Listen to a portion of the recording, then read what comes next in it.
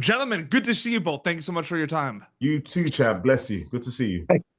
Peter, I want to ask you, because I know from an acting perspective, I know you try not to do this, but given that this is, it's a whodunit, you're on the edge of your seat as an audience member playing a detective at times. Were you ever conscious of the audience member watching this show while you were in production for it? Or is that something that happens a little bit after you wrap specifically? I'll take it away.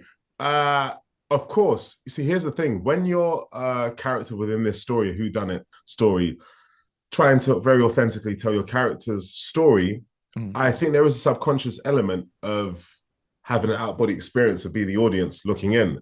Yeah. But there's only so much you can do with that before I feel the work becomes a bit clumsy.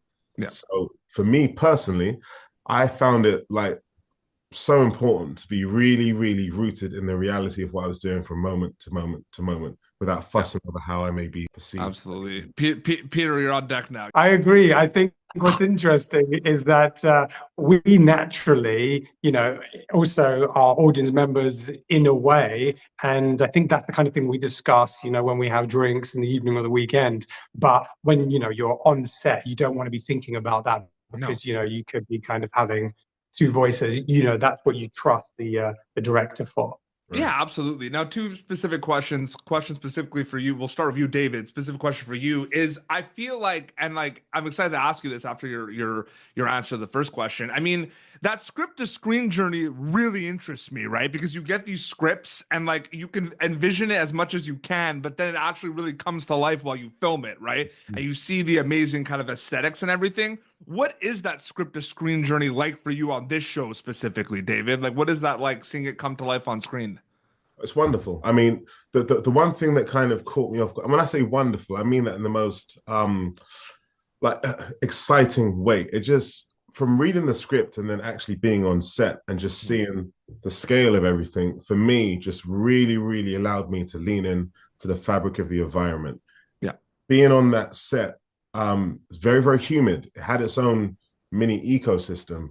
The smells were awful sometimes. And as much as I complained, it was probably very, very helpful because I felt very uncomfortable.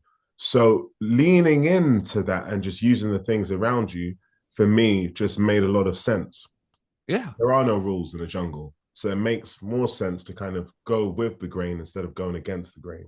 So I mean, the show looks so cool. I mean, that's just a credit to the crew. It just looks amazing. Yeah. That was one of the things that I loved about it. So that's very interesting about getting immersed in the jungle.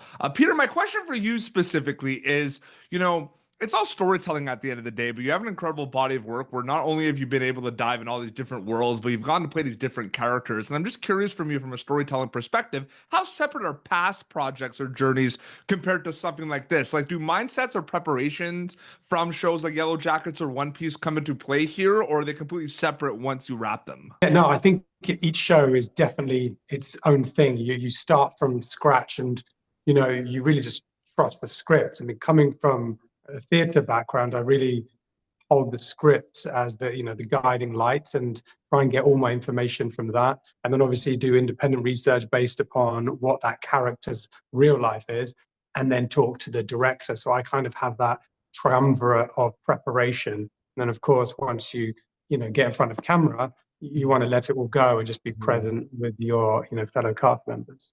Yeah, and then David, super, super quick, the conversations with the crew compared to the cast, everyone's trying to make the best show possible and everything. Are they different? Are they similar? Talking to your cast, talking to the writers, directors, what's that like for you specifically? It's such an eclectic mix of everything. It could be anything from, right, in this beat, in this moment, I need to figure out a way of how my character can overcome this hurdle, to, oh man, gutted, Arsenal lost against Man United. Yeah. And that mixture of conversations, personally, I find very, very helpful and healthy. Both are just as important as each Absolutely. No, and I can't wait to see I can't wait for people to see Nine Bodies and a Mexican Morgue on MGM Plus. It was an honor and privilege to speak with both of you. Thanks so much for your time. Seriously. Pleasure. You too, Peter. Thank you. Thank you. Thanks, Jed.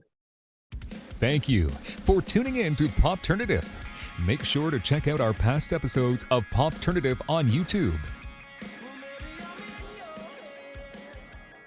This has been an Autograph Communications production.